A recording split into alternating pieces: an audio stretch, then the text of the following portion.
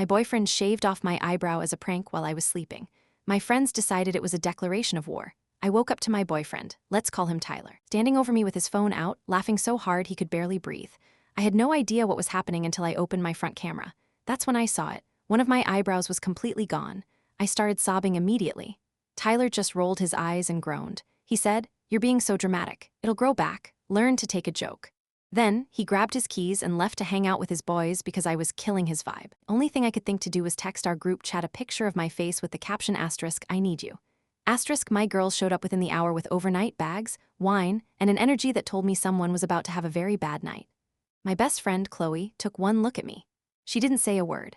She just pulled a razor out of her bag, walked straight to my bathroom mirror, and shaved off her own eyebrow while the rest of us watched. She turned around and said, "Now we match." The other three girls looked at each other. Something silent passed between them. One by one, they stepped up to that mirror and did the exact same thing. We stood there together, a united front of single eyebrows, and I started crying again.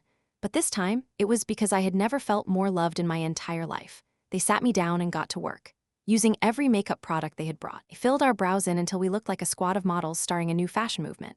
The whole time we were laughing and drinking wine, Chloe kept checking her phone to see if Tyler had posted anything about coming home. Then, she looked at me with a dangerous glint in her eye. "Where does he keep his toiletries?" she asked. I pointed to the bathroom. She smiled like she had just been given a gift. They descended on that bathroom like a team of surgeons. I watched them pour strong hair removal cream into his shampoo, his conditioner, and his body wash. They even mixed it into the fancy pomade he used every single day. They dulled every single one of his razor blades just enough that he would think they were fine, but they would tear his face apart. Someone's phone buzzed, and we all froze, but it was nothing.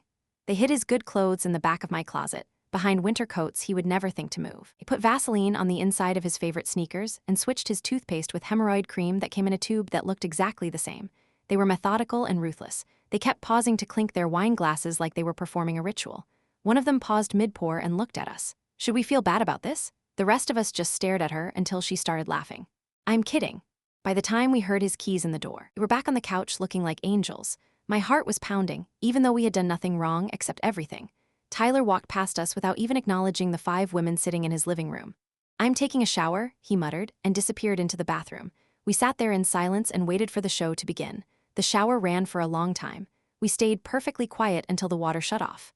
Then, the screaming started. He came bursting out of the bathroom wrapped in nothing but a towel. Patches of hair were falling off his head, his face was covered in tiny cuts from the dull razors, and foam was still dripping down his shoulders. He looked like he had lost a fight with a lawnmower. "What is happening to me? Why is my hair falling out? What did you do?" he screamed. The 5 of us stood up slowly from the couch in our perfect makeup. We all wore the same icy look because we had been waiting for this moment all night long. He froze when he saw us and realized he was completely surrounded by 5 women who were not smiling. He backed up as we walked toward him. "This is what happens when you think cruelty is comedy," I said. "Maybe learn to read ingredient labels." Chloe stepped up next to me and crossed her arms. "You should have thought twice before messing with a girl who has friends willing to shave their eyebrows for her." He was stammering, backing toward the door, trying to explain himself. "It was just a joke. You're all being crazy. This is insane." My other friend opened the front door and gestured toward the hallway. "The only crazy thing would be letting you stay another minute." We backed him right out into the hallway of the apartment building. He was wearing nothing but a towel and losing more hair by the second. I watched a clump fall off his head and land on the welcome mat. "Your stuff will be on the curb in the morning if you're lucky," I said. I closed the door and the lock clicked. His muffled screaming started immediately from the other side. We stood there for a moment, just listening to him bang on the door, begging to be let back in.